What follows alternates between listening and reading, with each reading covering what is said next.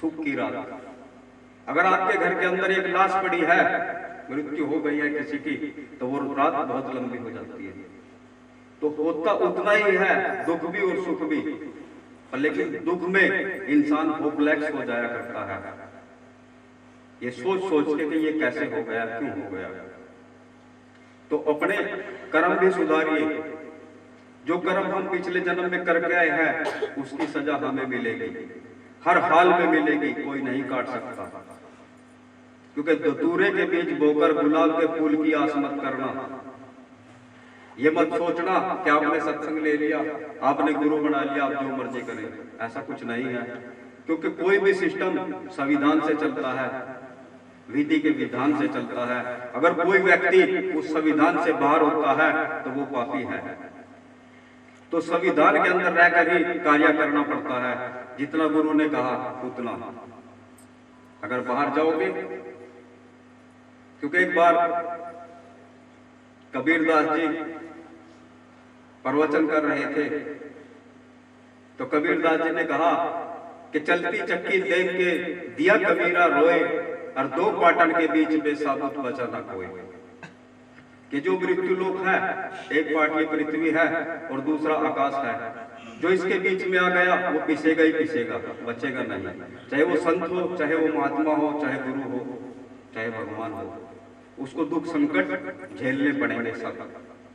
तो कबीरदास का लड़का खड़ा हुआ और बोला कि पिताजी आप गलत हैं, बच सकता है। तो कबीरदास ने कहा कि बेटा फिर साबित करके दिखाओ। तो कबीरदास के लड़के ने कहा कि पिताजी जो चक्की के पार्ट चला करते हैं वो एक किल्ली के सहारे से चलते हैं, उसमें किल्ली हुआ करती है। अगर कोई दाना उस किल्ली से चिपक जाए तो क्या दो पार्ट उसको पीस सकते हैं? तो कबीरदास ने कहा नहीं।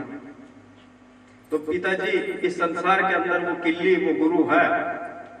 अगर कोई व्यक्ति अपने गुरु से ही चिपका रहे तो संसार उसको पीस नहीं सकता।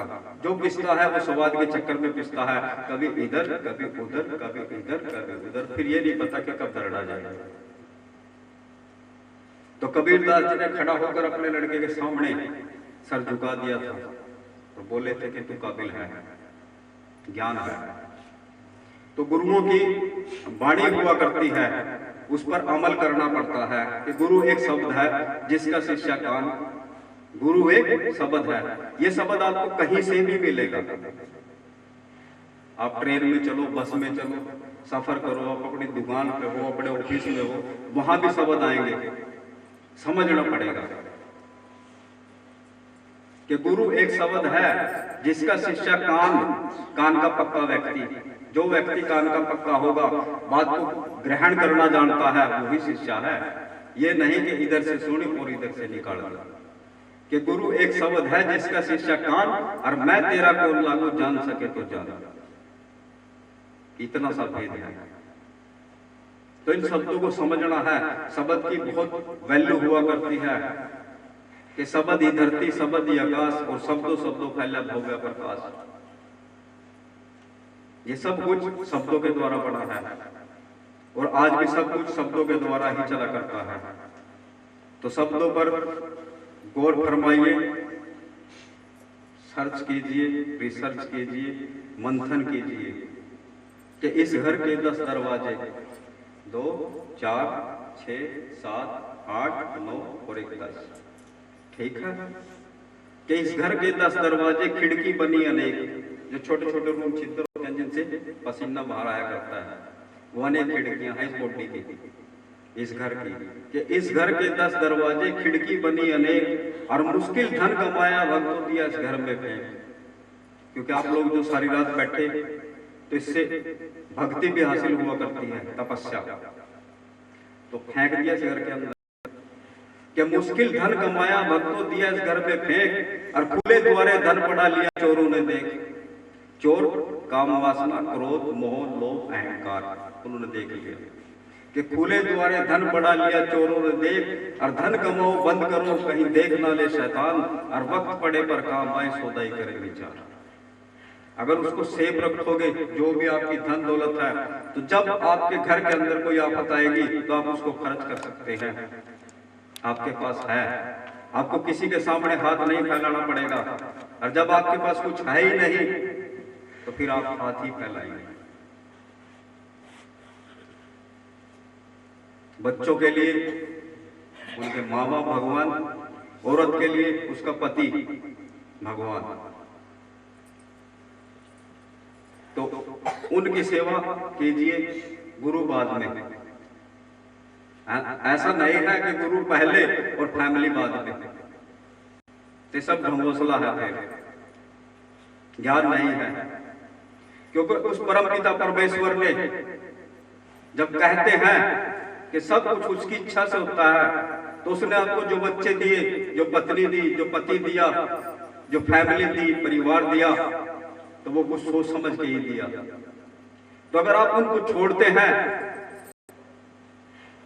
उनको उनकी इच्छाएं पूरी नहीं करते, तो आप ईश्वर के नियम का उल्लंघन करा करते हैं, तो फिर ईश्वर सजा देगा। तो ईश्वर की माननी भी है, उसने आपको कुछ भी दिया तो कुछ सोच समझ के ही दिया। क्योंकि परमपिता परमेश्वर हमें वो नहीं दिया करता जो हम मांगते हैं, हमें वो देता है जिस चीज के हम योग्य होते हैं, काबिल होते हैं। तो उसका ध्यान करना है, ये संसारिक ज्ञान की बात है। क्योंकि जो व्यक्ति बगैर संसारिक ज्ञान के आध्यात्मिक लाइन में प्रवेश किया करता है, तो वो घोर अंधकार में चला जाया करता है। संसारिक ज्ञान भी जरूरी है। ज्ञान 5 प्रकार का: गुरु ज्ञान, ब्रह्म ज्ञान, ब्रह्मांड ज्ञान, ईश्वरीय ज्ञान, समय ज्ञान। इससे बाहर कुछ नहीं है। तो संसार ज्ञान भी सबसे बड़ा है। अपने माँ बाप बहुत जरूरी हैं। किसी व्यक्ति की शिकायत ना हम सुने कि कोई अपने माँ बाप की सेवा नहीं करता या अपने माँ बाप के पांव पे हाथ नहीं लगाता। सब अपने माँ बाप का आदर मान करें। तो बोलिए गुरु महाराज की, गुरु महाराज की, गुरु महाराज की, गुरु महाराज की, बाबा साहब की, बाबा साहब की, बाबा साहब की, बाबा साहब की।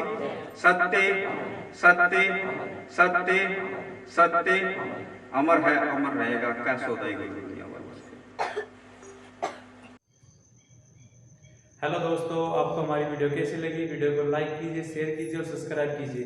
गुरु श्री नरेंद्र जी के अनमोल प्रवचनों का अगला भाग शीघ्र ही अपलोड किया जाएगा। धन्यवाद। आदि आत्मा।